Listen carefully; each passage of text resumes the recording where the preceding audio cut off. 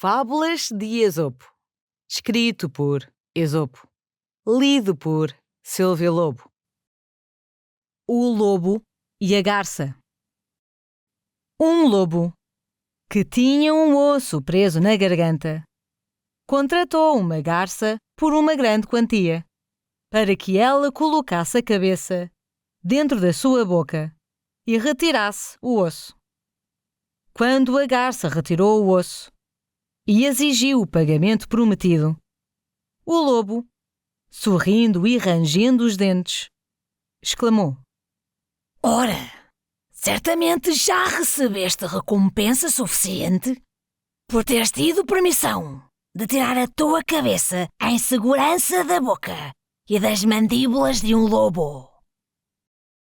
Moral da história: ao servir os perversos, não espere recompensa e agradeça se escapar ileso dos seus esforços. Obrigada por ter ouvido até ao fim. Até ao próximo capítulo.